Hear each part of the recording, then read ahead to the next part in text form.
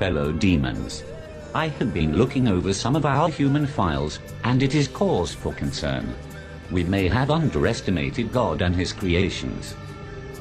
There are billions of humans now, and we have still managed to keep the majority in sin. There are too many humans. 50% of human reproduction is a result of teenage pregnancies, fornication and adultery. I think that would make us responsible for the high population. So we have created a problem that we need to fix. All over the world, murder and suicide rates have increased. Homosexuality and bisexuality is also very popular, even in some churches. I think the record should show a massive decline in human reproduction. For every human who dies or gets converted to a contrary lifestyle, 100 more are born globally. We need to do more. If I may, adolescents spent 1,500 hours watching television and only 900 in school annually. By the time a child finishes elementary, he would have seen 10,000 murders. This figure would double by the end of high school. By the time a human reaches 40, he would have spent 10 years watching television. Impressive. But we still need to do more. Fellow demons, I want you to seriously consider what we are up against. It is not God's will that any human perish. He will do everything in his power to save them. It is our duty to make sure they perish. Am I making myself clear? We have been targeting Christians and have destroyed the desire of many for God's word and prayer. Many do not fast, or even witness to those who are perishing in the act of sin. We have nullified the effects of many churches on the community. The reports of people getting saved has been reduced by 64%. I think we are doing a good job. Do you sleep? Yes. Then we can do more. No demon in this room is supposed to find time to sleep and eat. Now tell me where we stand with our attack on the churches. The leaders of the churches are revising their teachings. They encourage members to get back to the Word. What they don't know is, less than half an hour is given to Bible reading in any given week, which amounts to less than 26 hours for the year. Christians have lost the desire to read the very words that tell them how to live. The result is, they mix the sacred with the profane, surrendering all hope of them making it into heaven. Wonderful. Now we have to find a way to force human reproduction into a massive decline. We are thinking a global recession. Making the cost of living so high, very few will be able to afford it, unless by dishonest means. The need for money will be so great, and job opportunities so limited, that crime and violence will escalate to alarming levels in many countries. Guns will fall off the market like chewing gums. The prisons will be overcrowded. The graves will expand like hell itself. That should take care of 15% of the population. What else do we have? We can use their own bodies against them. Worldwide pornography. We introduce this on all levels, from billboards to public newspapers. We make pornography an occupation, a career. We will make pornography freely accessible by everyone. It will become a way of life for many, a secret door to pleasure. Nudity is marketable. It is 80% of the population's interest. We start from the mild. A star girl in the daily newspaper, wearing nothing at the top. Then as the desires increase, we introduce more until a man's appetite for sex cannot be satisfied with having just one partner. Adultery and fornication will become an acceptable way of life, even in the church. The scent of sin will go up into God's nostrils. The atmosphere will be utterly polluted with what he hates. Humans will think of nothing but sex. Wouldn't it contribute greatly to our problem?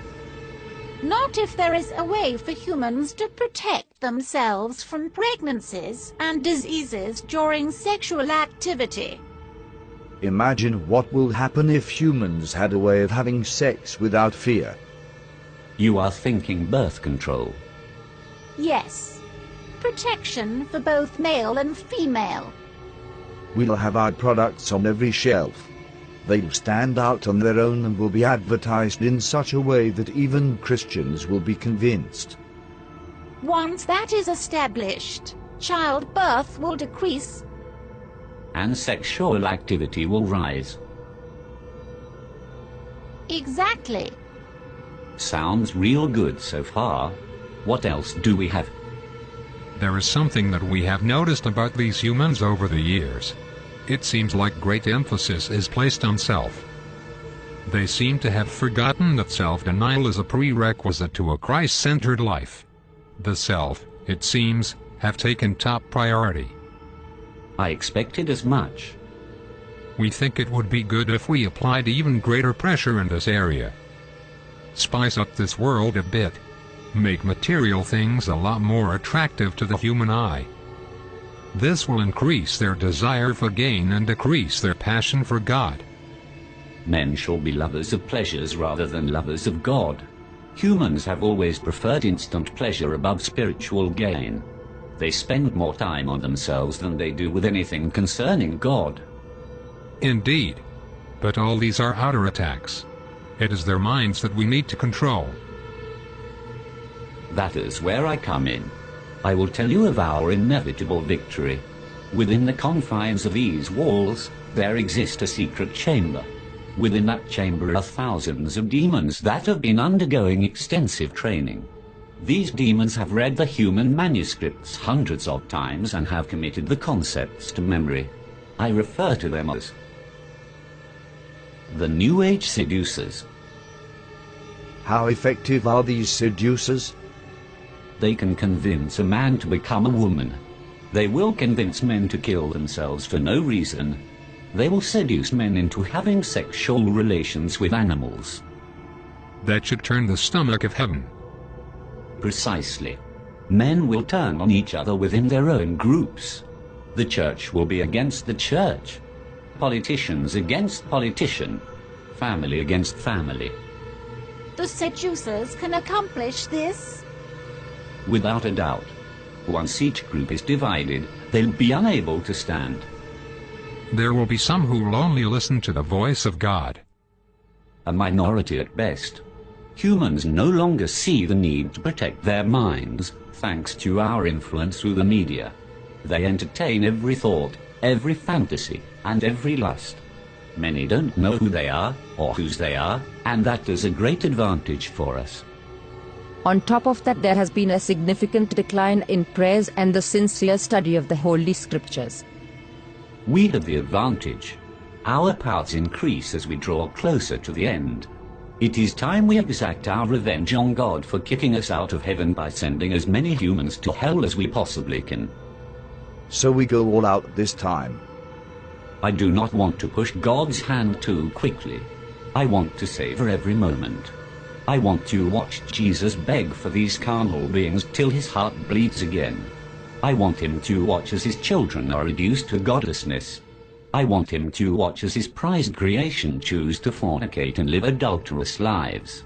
I want him to see the hungry die of starvation, the widows and orphans and those in prison go unvisited, and purity become a thing of the past.